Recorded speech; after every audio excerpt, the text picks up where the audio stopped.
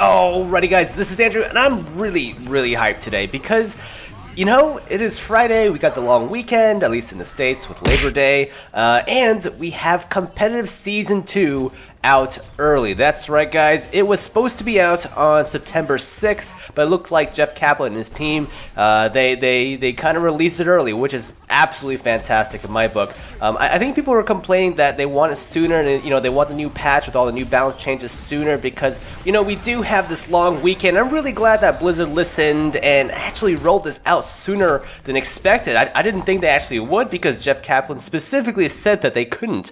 But this is great guys, I'm absolutely blown away. And even if you're not into competitive, you know, keep in mind that there was a pretty big hero balance change too.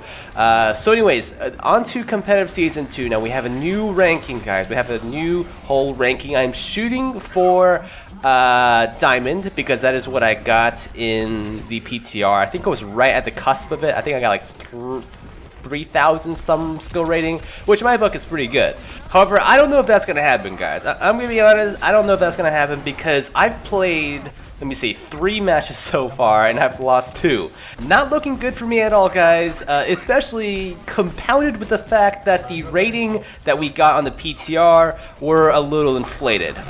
Jeff Kaplan had basically confirmed that we're probably going to place a little bit lower in live than what we did than on the PTR, which kind of sucks because I like that sexy ass diamond icon, but it's alright.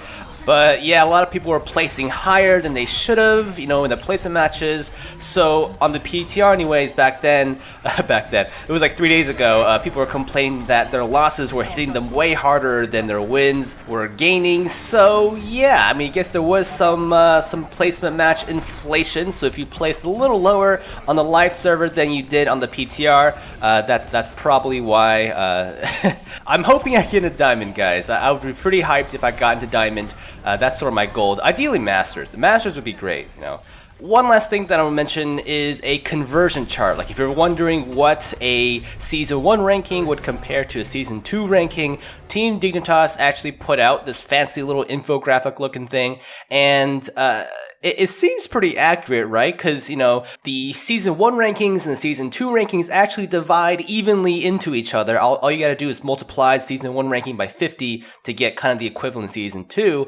And it kind of makes sense because I was placed into Diamond, which was also my, if you go off of this infographic anyways, is my Season 1 peak, which was 61, so kind of matches up. However, to avoid spreading misinformation, I would highly suggest you take this infographic with a grain of salt. Some players are sort of suggesting that this isn't an accurate depiction. You know, it's not a one-to-one scale between Season 1 and Season 2. Now, currently, Blizzard has not said anything, at least to my knowledge. If they've said something somewhere, please let me know down in the comments so I can kind of make an annotation. But so far, they haven't really made a comment about the conversions between Season 1 and Season 2, like the equivalents.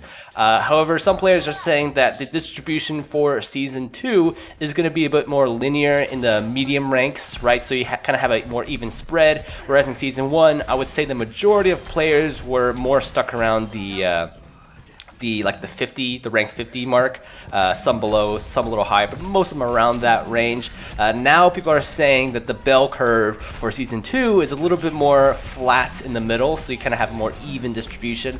I don't know if that's actually true, guys, but you know, I just kind of want to present that side of the argument just in case if, you know, one day this infographic is totally busted and I can say, hey, I said, you know, take it with a grain of salt. But yeah, some CYA there, so cover your ass, if you will.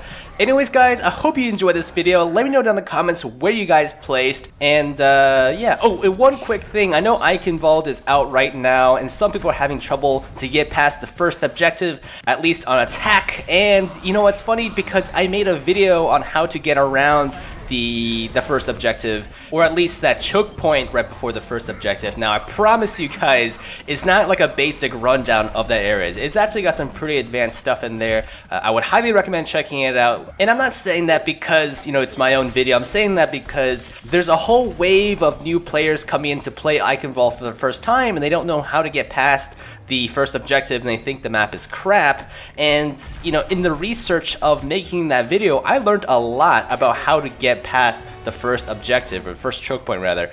And I can honestly say that like I was winning on attack a lot more once I started using those techniques that I figured out in that video. So be sure to check it out. Would highly recommend it. And yeah, that's about it. Anything else? I think that's about it, guys. Hope you enjoyed this video, and until next time, I'll see you around.